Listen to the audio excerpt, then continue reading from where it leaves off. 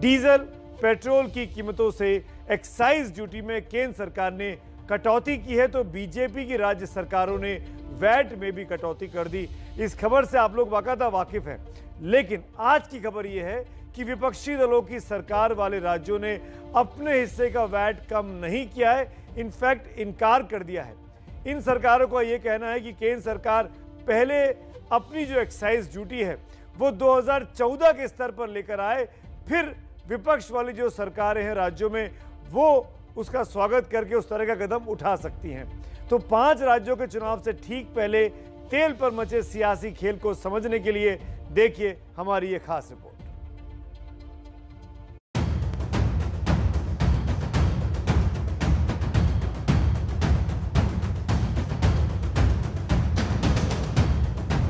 आज मीटर देखते ही मेरा दिल खुश हो गया। दीपावली का गिफ्ट है ये। फिर बढ़ेगा जी, वो ना रुक रहा। कोई पता नहीं है, आज कर दिए कल क्या होगा। ऐसा ही और थोड़ा कम हो जाएगा तो अच्छा रहेगा। कम से कम 80 या 90 तक लाके छोड़ना मांगता है। कुछ भी राहत नहीं है, या ऐसे ऑलरेडी इतना जंप कर रखा है। 5 और 10 रुपए ही सही, पेट्रोल डीजल के दाम में एक्साइज कम करके केंद्र सरकार ने लोगों को कुछ राहत तो जरूर दी है। हालांकि पेट्रोल के दाम अभी भी ज्यादातर शहरों में 100 रुपए प्रति लीटर के पार हैं, लिहाजा लोगों को और राहत की उम्मीद है। विपक्ष पिछले लंबे वक्त से पेट्रोल डीजल के दाम कम करने की मांग कर रहा था, लेकिन अब जब सरकार ने एक्साइज में कटौती की है तब भी इस पर सियासत थम नहीं रही। कांग्रेस समेत विपक्ष का आरोप है कि केंद्र सरकार ने ये कटौती उपचुनाव में हार के नतीजों के चलते की है।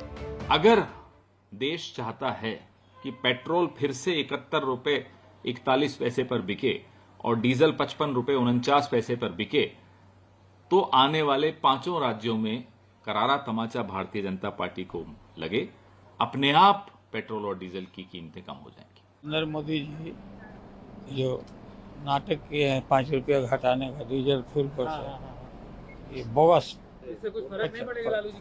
50 रुपया कम करिए, कोई राहत नहीं है। चुनाव के बाद फिर बढ़ा देंगे। दरअसल पेट्रोल डीजल के दामों का सीधा असर महंगाई पर हो रहा है और जनता कराह रही है। आपकी पसंद की खबरों को लेकर आने वाला इंडिया चाहता है में हमने लगातार पेट्रोल डीजल के बढ़ते दामों का मुद्दा उठाया। पेट्रोल की कीमत पर यह बढ़ोतरी करीब 35% की है। बावजूद इसके तेल से ही 2021-22 की पहली तिमाही में केंद्र सरकार की कमाई 90,750 करोड़ रुपए हुई।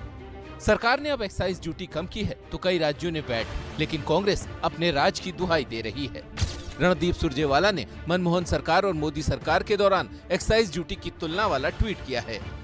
कांग्रेस सरकार के वक्त पेट्रोल पर एक्साइज ड्यूटी 9 रुपए 48 पैसे प्रति लीटर थी, जबकि डीजल पर एक्साइज ड्यूटी 3 रुपए 56 पैसे प्रति लीटर थी। वहीं मोदी सरकार में इस कटौती के बाद पेट्रोल पर एक्साइज ड्यूटी है 27 रुपए 90 पैसे प्रति लीटर, जबकि डीजल पर 10 रुपए की कटौती के बाद 21 रुपए 80 पैसे प्रति लीटर। केंद्र सरकार के एक्साइज ड्यूटी कम करने के बाद बीजेपी शासित कई राज्यों ने भी वैट को कम किया है। अब वैट पर राजनीतिक बल्लेबाजी जारी है। 1 नवंबर को राहुल गांधी जी ट्वीट करते हैं, जेब कतरों से सावधान, टैक्स एक्सटॉर्शन। ऐसा प्रतीत हो रहा है कि कांग्रेस पार्टी से बड़ा जेब कतरा पूरे देश में तो कोई नहीं है। जो यूपीए सरकार में 2014 के पहले तक के जितना सेंट्रल एक्साइज ड्यूटी था उसमें उतने ही उसमें उस ड्यूटी के स्तर पे ले आए, हम उसका स्वागत करेंगे। मोदी सरकार 2014 में जब यूपीए की सरकार थी, जो एक्साइज ड्यूटी थी वो लगा दे, हम लोग भी 2014 की जो हमारी वैट की पॉलिसी थी वो लागू कर देंगे। डीजल पेट्रोल की कीमतें तय करने का काम तेल कंपनियां करती हैं। एक्साइज और वैट सरकारों के हाथ में है। चाहे बीजेपी हो या विपक्ष की राज्य सरकारें, कोई भी अपने हिस्से की कमाई हाथ से जाने नहीं देना चाहती। लेकिन चुनाव का मौसम आते ही तेल कंपनियां भी दाम बढ़ाने पर ब्रेक लगा देती हैं और सरकार भी टैक्स में राहत का लॉलीपॉप जनता को थमा देती है। यही सियासत है और यही तेल का खेल। और इंडिया चाहता है में अब आगे बढ़ने से पहले आज की लीड स्टोरी पर मेरी राय जरूर जान लीजिए। आपसी सियासी फायदे नुकसान की लड़ाई में आम भारतवासी का बहुत ज्यादा नुकसान होता है, जैसा कि आपने इस रिपोर्ट में देखा था। इसीलिए इस मुद्दे पर मेरी राय है कि अब अलग अलग पेट्रोल डीजल के दामों का एक ही इलाज हो सकता है कि ईंधन उत्पादों के दाम पूरे देश में एक से हों, यानी जीएसटी के दायरे में आ जाए। अगर आप मेरी इस राय से सहमत हैं तो मोबाइल नंबर 7823944001 पर मिस्ड कॉल दें और अगर असहमत हैं तो 7823944002 पर मिस्ड कॉल दें। इस पूरे बुलेटिन के दौरान आप अपनी राय हमको मिस्ड कॉल के जरिए भेज सकते हैं। भेजते रहिए, बहुत सी राय आनी शुरू भी हो गई है। शो के आखिर में हम दिखाएंगे कि कितने लोग मेरी इस राय से इत्तेफाक रखते हैं। मेरी राय बहुत साफ है कि पेट्रोल और डीजल के दाम को जीएसटी के दायरे में लाना चाहिए ताकि देश में किसी भी राज्य में किसी भी के साथ कोई भेदभाव ना हो सके। केंद्र सरकार ने डीजल और पेट्रोल पर एक्साइज ड्यूटी तो कम कर दी है, लेकिन ये पहली बार नहीं हुआ है। ऐसा पहले भी कई बार हुआ और तभी हुआ जब चुनाव सर पर नाच रहा हो। कुछ बातें याद दिलाता हूं। 5 अक्टूबर 2018 को डीजल और पेट्रोल पर 1.5 रुपए एक्साइज ड्यूटी कम की गई थी, लेकिन बीजेपी इसके बावजूद राजस्थान, मध्य प्रदेश और छत्तीसगढ़ में चुनाव हार गई, जहां पर उसकी सरकारें हुआ करती थी। तेलंगाना में भी पार्टी नहीं जीती थी, लेकिन वहां बीजेपी का कुछ भी दांव पर नहीं था। बस मिजोरम में मिजो नेशनल फ्रंट के साथ बीजेपी का गठबंधन चुनाव जीत सका था। वैसे ही 4 अक्टूबर 2017 को डीजल पेट्रोल पर 2 रुपए एक्साइज ड्यूटी कम की गई थी। तब बीजेपी 2 महीने बाद गुजरात और हिमाचल प्रदेश चुनावों को जीतने में कामयाब हुई थी।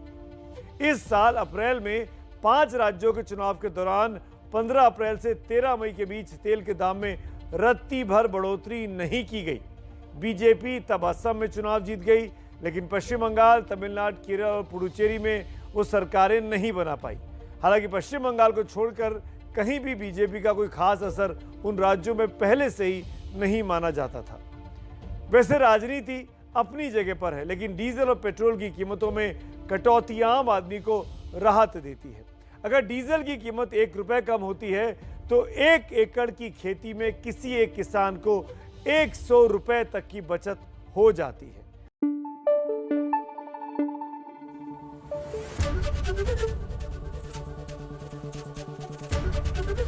एबीपी न्यूज आपको रखे आगे।